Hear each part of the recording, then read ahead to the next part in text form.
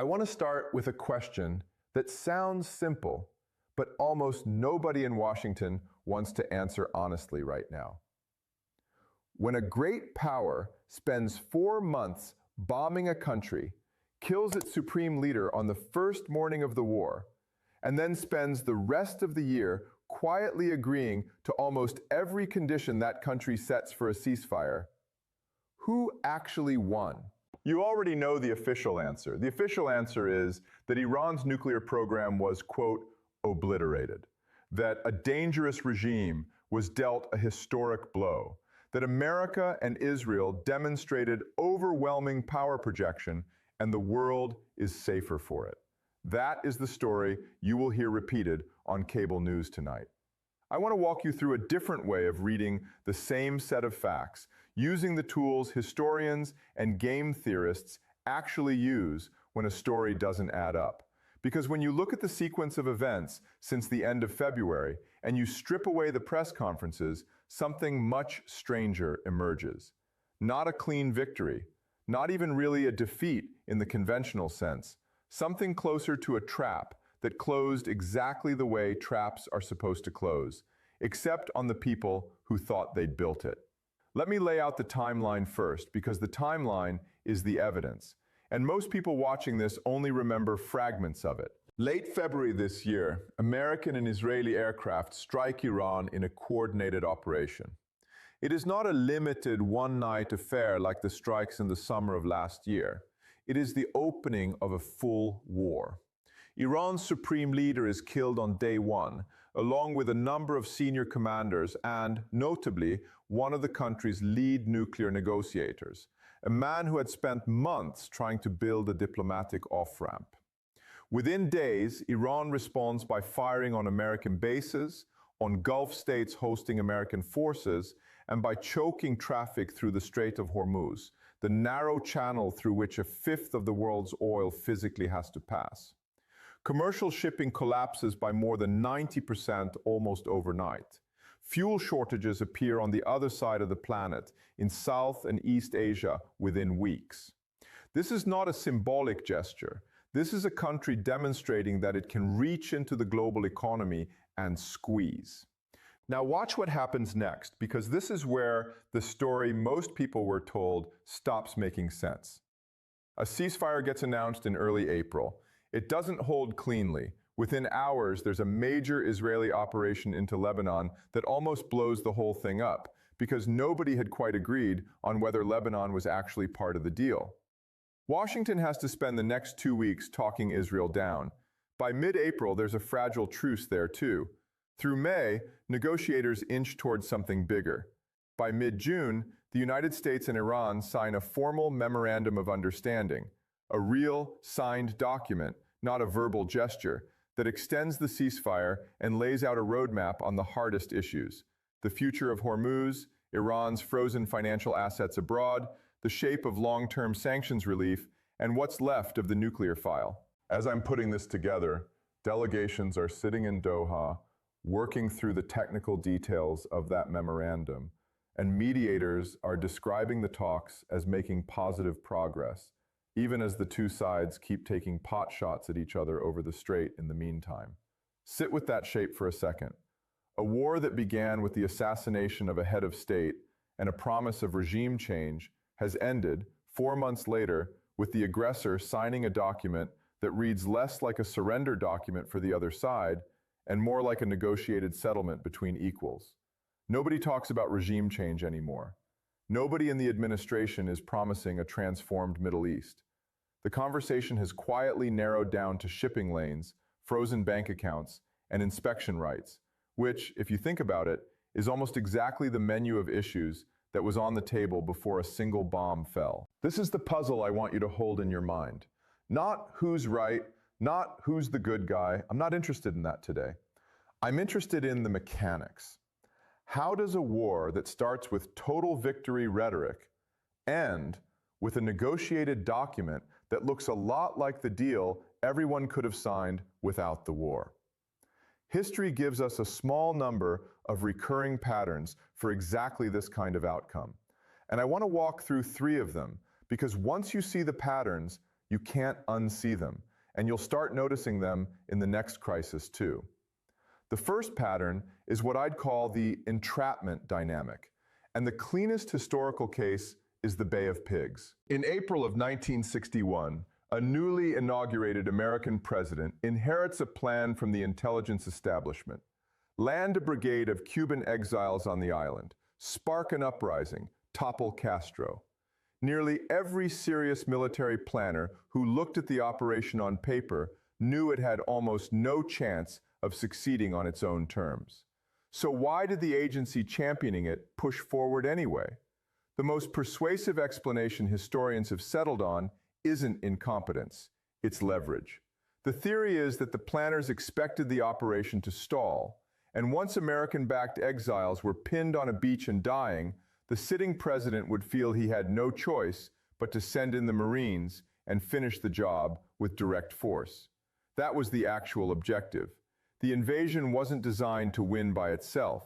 It was designed to be unabandonable. It didn't work.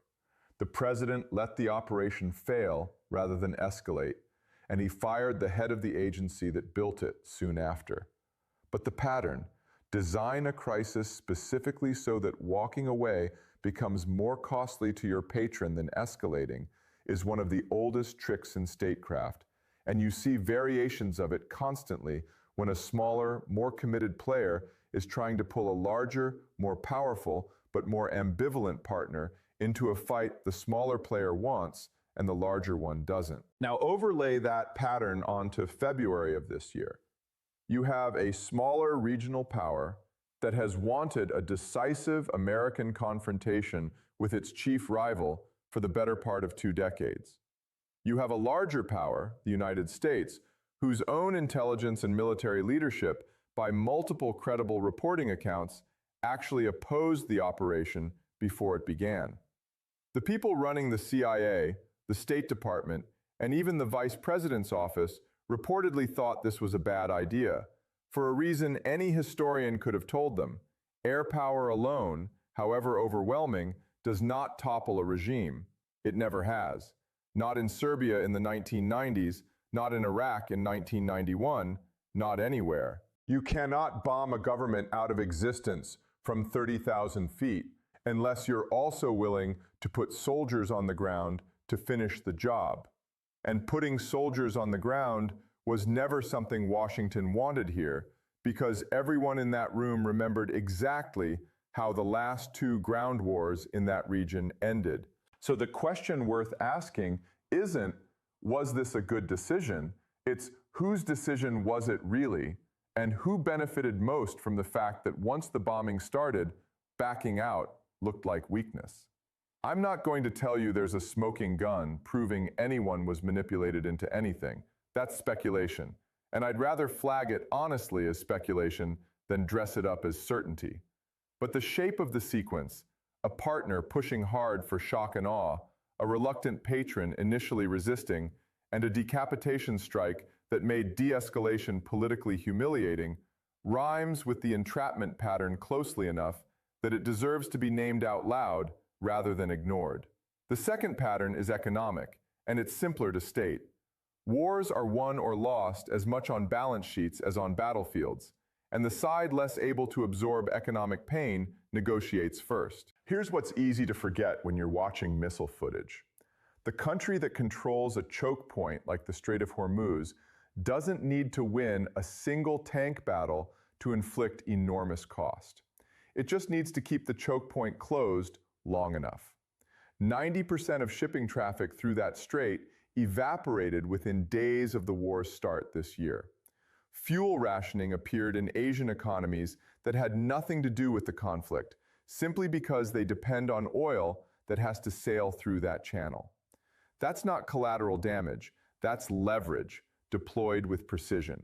And on the other side of the ledger, you had an American president who, according to his own public remarks, was explicitly worried about triggering what he himself called an economic catastrophe, and who invoked by name the 20th century president most remembered for presiding over the onset of the Great Depression as the thing he did not want history to say about him. When the person setting war policy is telling reporters on the record that he doesn't want to be remembered as the man who caused a depression, you are looking at someone who has already priced in the cost of continuing and who is looking for the exit. That kind of statement doesn't happen by accident.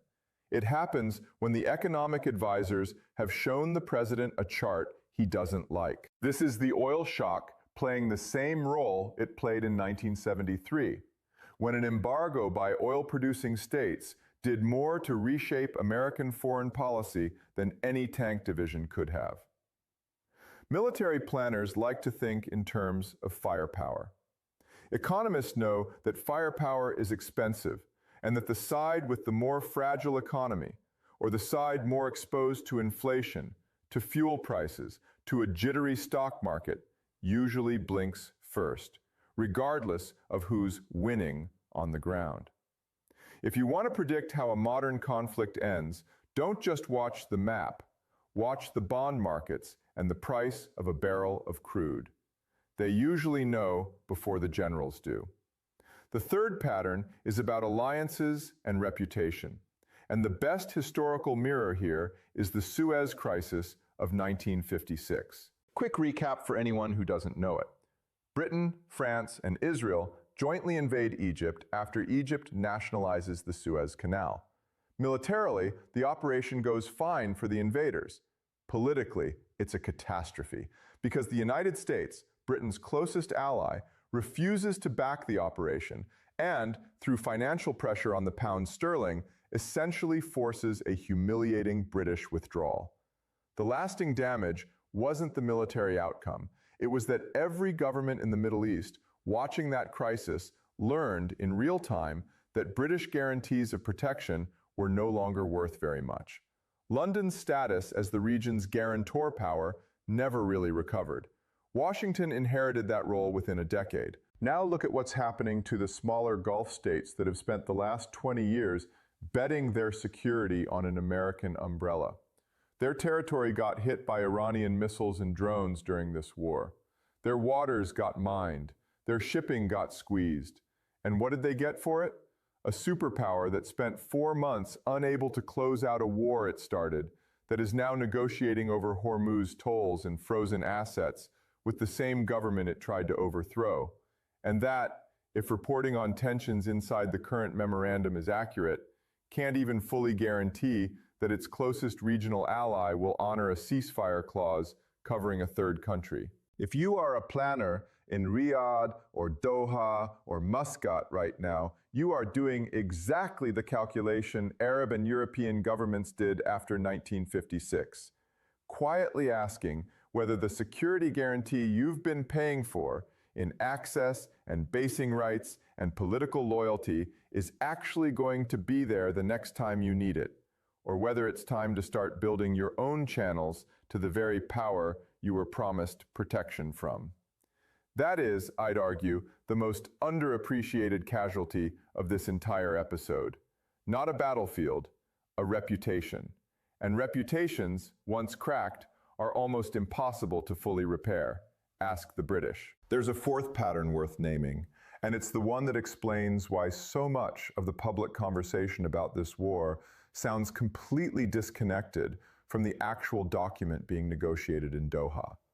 Call it the narrative gap, the space between what a war actually accomplished and what the people who started it are willing to say out loud about what it accomplished. Every long, inconclusive war produces its own vocabulary of face-saving. And if you've watched enough of them, you start to recognize the tells. The Soviets didn't announce in 1988 that the war in Afghanistan had failed to install a durable client government at an acceptable cost. They announced a national reconciliation policy and a planned withdrawal on their own timetable, dressed up as strategic patience rather than retreat. Washington didn't describe the final years in Vietnam as a war it couldn't win. It introduced a program called Vietnamization, which allowed the exit to be framed as an act of confidence in an ally rather than an admission of exhaustion. In both cases, the on-the-ground reality and the official language describing that reality drifted further and further apart as the war dragged on, until eventually the language became the only thing left standing, propped up by nobody's belief in it, but useful for exactly as long as it took to get the troops home and change the subject. Watch for that same drift here, because it's already visible if you know where to look. In the opening days of this war, the promise was regime change, an entirely new government in Tehran, a transformed regional order. By April, the promise had narrowed to a ceasefire and a rough framework. By June, it had narrowed further to a memorandum focused on shipping rights, frozen assets, and inspection access, the exact menu of technical, unglamorous issues that ordinary diplomacy handles all the time, war or no war. Nobody canceled the war and announced it was over on humbling terms. The goalposts were simply moved, gradually and quietly enough that by the time you notice how far they've traveled, the people who moved them have already started talking about the next set of negotiations as if the original promise never existed. That's not a conspiracy, it's just what politics does to inconvenient outcomes, in every country, under every flag, every single time. The tell isn't a lie, it's a vocabulary that keeps shrinking. Let me connect these four patterns back to the puzzle I opened with, because I don't want to leave you with three interesting historical anecdotes and no way to use them. Entrapment dynamics tell you why a reluctant power ends up fighting a war it didn't design and doesn't fully want. Economic exposure tells you who blinks first once the war is underway, regardless of who has more advanced weapons. Alliance reputation tells you what the real, lasting cost of the whole affair turns out to be. Not the missiles fired, but the trust spent. And the narrative gap tells you why almost nobody in power will ever admit any of this plainly, which is exactly why you have to read the shifting language instead of waiting for a confession. Put those four lenses together, and the outcome we're watching right now, assassinated leadership, months of strikes, thousands of targets hit, and then a negotiated memorandum that looks remarkably similar to what diplomacy could plausibly have produced without a single strike, stops looking like a paradox. It starts looking like the entirely predictable result of a smaller, more committed actor pulling a larger, more economically fragile, and more reputationally exposed actor into a fight neither its own advisors nor its own economy wanted. I want to be careful here because I think the single biggest mistake people make watching a war like this is confusing who declared victory louder with who actually got what they wanted. Every leader involved in this conflict is going to describe the outcome as vindication, because that is what leaders do. That's not unique to any one country or any one administration. It's just how domestic politics works. Kennedy didn't stand up after the Bay of Pigs and admit the CIA had tried to box him into a war. He fired the director quietly and let the story fade. Watch for the same instinct here.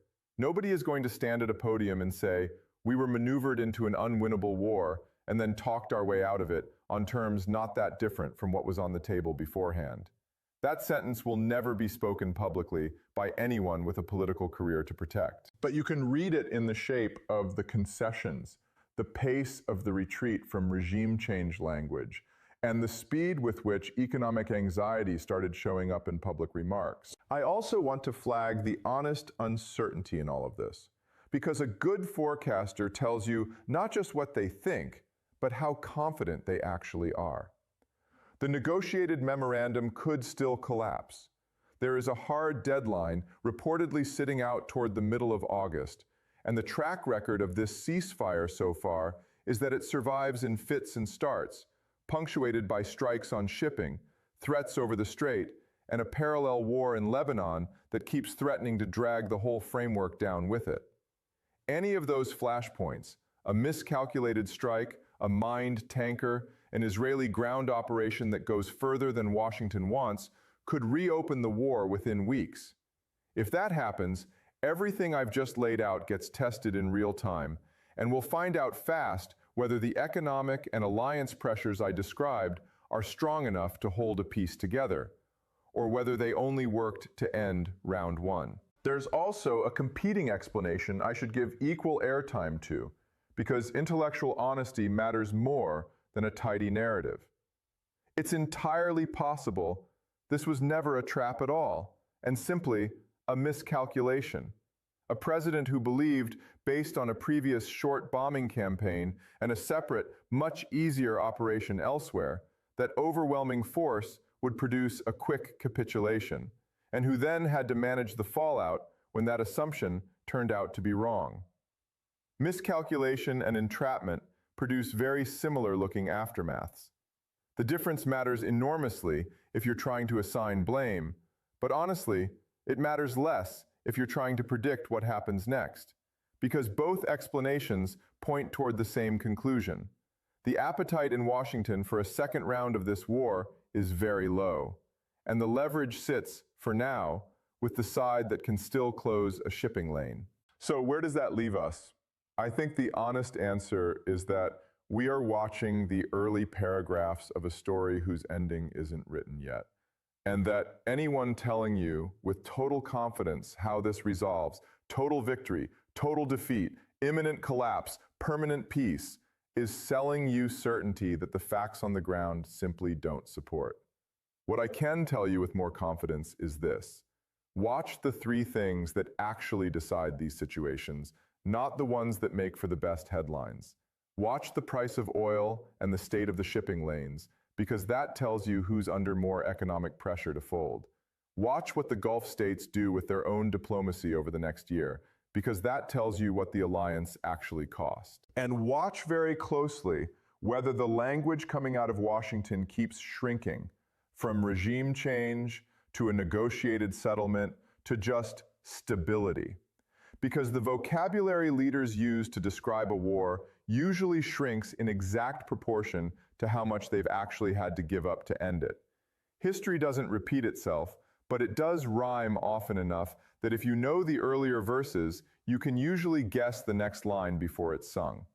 This is a story we've heard before, in different countries, with different weapons, and different men standing at different podiums, insisting they'd won.